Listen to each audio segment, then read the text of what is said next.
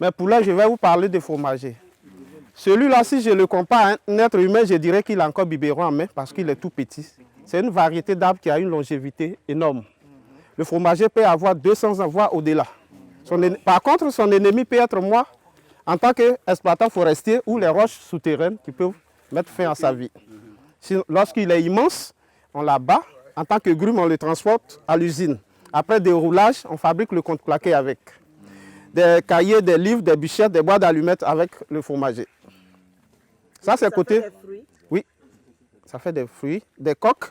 Lorsque la température devient ambiante en saison sèche comme ça, cette coque-là s'éclate et sous forme de coton, ça se propage dans la nature. Là où ça tombe, ça germe et c'est comme ça. D'autres poussent. Oui, un peu Apollo. Là. Ça, c'est côté industriel, je vous ai cité. Mais côté contreplaqué, là, c'est ça, on prend pour faire le plafond. Hein. Côté nutritionnel, les feuilles, là, les nouvelles feuilles, on pile directement, on met dans la sauce graine pour faire des trucs. Ça, c'est une autre variété de baouin. Mais ça, c'est avec le foutou. Et lorsqu'on met la même feuille là sur une flamme et on laisse au soleil, ça sèche. Après avoir pilé, on obtient une poudre noire. Cette poudre-là, chez nous, les Malinqués, on appelle Namoukou. Son temps, il n'y avait pas papier à lui. Une des boîtes de conserve en aluminium ou les boîtes dures là. Donc, cette matière qui n'est pas si solide, n'est pas si dure que ça, on prenait pour fabriquer des boîtes de conserve dans lesquelles on mettait le fromage. Donc, en guise de reconnaissance, on a attribué le nom fromager. Sékou Touré, c'est un antibiotique très très puissant. Cette plante, vous savez, en Afrique, l'agriculture n'est pas mécanisée. On fait tout avec ça, des outils comme ça. Oui, de façon archaïque. Lorsqu'on se blesse par inadvertance dans une plantation, il y a l'hémorragie externe. Comment faire pour stopper cette hémorragie? On fait recours à cette plante-là, Sékou Touré, qui contient de l'antibiotique. On malaxe, on met sur la plaie, ça stoppe l'hémorragie et encore, ça cicatrise la plaie au bout de quelques temps, à cause de son antibiotique élevé. Les animaux ne mangent pas, hein. Ils n'aiment pas l'odorat. C'est le criquet. Seul animal, c'est le criquet. Il y a certaines personnes qui disent que ça sent bon. Comme goyave. C'est lequel? Sékou Touré. Pourquoi on l'appelle ton Sékou Touré? Vous voyez là, il y en a en grande quantité. On ne mange pas, non? On ne mange pas, mais on peut faire bouillir, boire le jus, puisque ça contient de l'antibiotique. Très efficace pour cicatriser les plaies et autres. Stopper l'hémorragie en cas de blessure. Mais on boit. Tu dis on ne mange pas, mais on peut boire. Non, on ne peut pas prendre la feuille manger, mais on peut faire bouillir et boire le jus.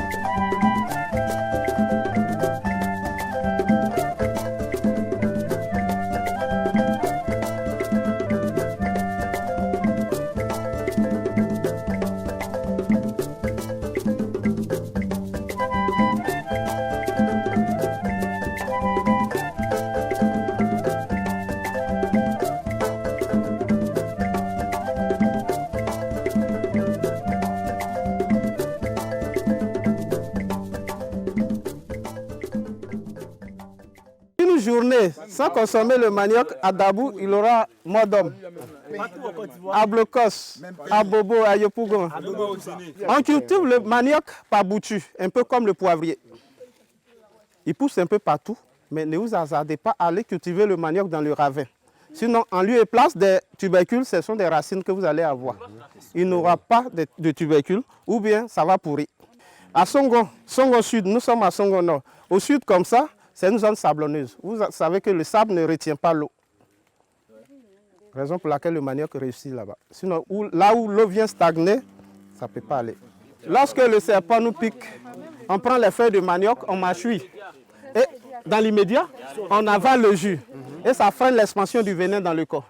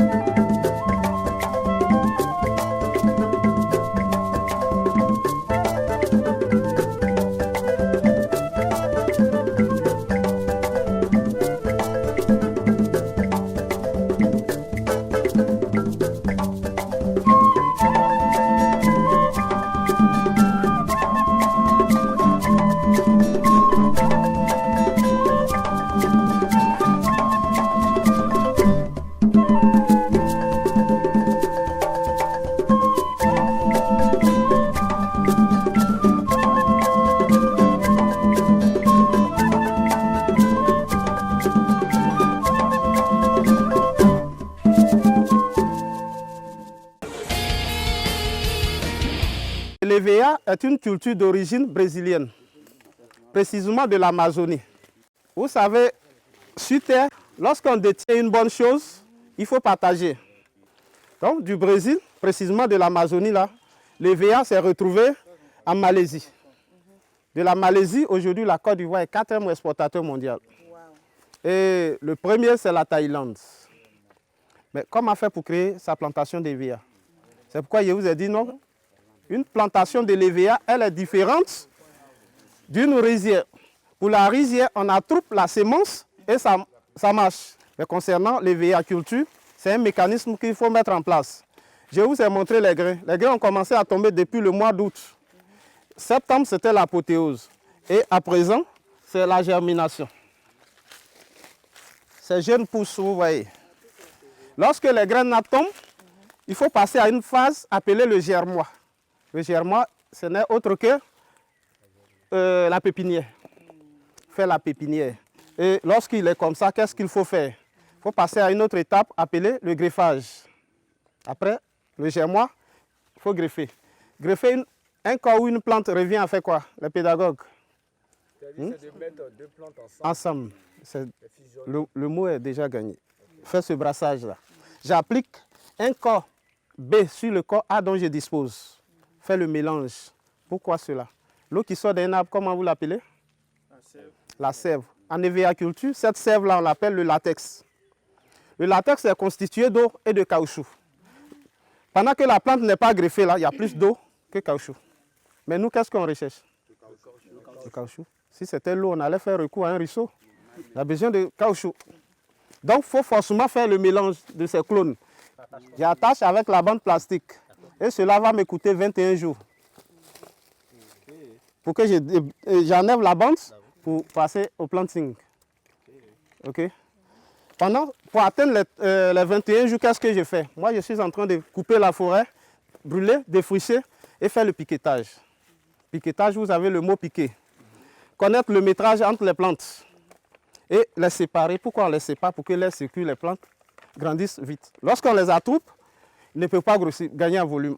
Donc, il faut respecter les dimensions. Ça peut être 6 mètres sur 4, 6 mètres sur 5, ça diffère d'une plantation à l'autre. Lorsqu'on finit de faire le piquetage, on va passer à la trouaison. Dans la trouaison, vous avez le mot trouer, le mot trou. On a fini de creuser. Nous sommes au 21e jour. Je vais prendre cette plante-là, arracher et venir planter, mettre dans le trou que j'ai creusé. Mais pour planter, il faut connaître la direction du soleil. Parce que la partie greffée là, elle est fragile. Au lever, les rayons solaires sont très forts, brûlants. Donc il faut orienter la partie greffée vers le coucher qui est l'ouest. Oui, pour ne pas que les rayons solaires brûlent la partie greffée. Donc j'ai fini mon planting. Je vais passer à l'entretien. Il faut l'entretenir, c'est un peu comme le corps humain. Quel que soit son gabarit, son beau teint, il faut s'entretenir. Et il faut se soigner. Donc pour ne pas que les mauvaises herbes étouffent la nouvelle plante, il faut entretenir, nettoyer, défricher et débroussailler la parcelle. Et cet entretien-là va nous coûter 7 ans. Aujourd'hui, il y a des variétés qui sont mises en place qui font moins que ça. Mais dans les normes, ce que nous savons, qui a été enseigné dans les écoles, c'est 7 ans d'entretien. Et pour un hectare qui fait 555 pieds là, de grâce, tous les bois ne seront pas à mesure de nous servir la même année. Un peu comme je prends l'exemple des jumeaux. Jumeaux veut dire deux. Ils sont nés le même jour, mais ils n'ont pas forcément la même corpulence. C'est-à-dire dans la parcelle, par endroit, là où le sol n'est pas si fertile, ça va attendre plus que 7 ans. Donc sur les 555 pieds là, peut-être on peut avoir 350 ou 400. Et on va passer à l'équipement. Équiper le bois revient à mettre les accessoires pour recueillir le latex qui va sortir du bois. Avec Travel Dreams, rêver pour transformer.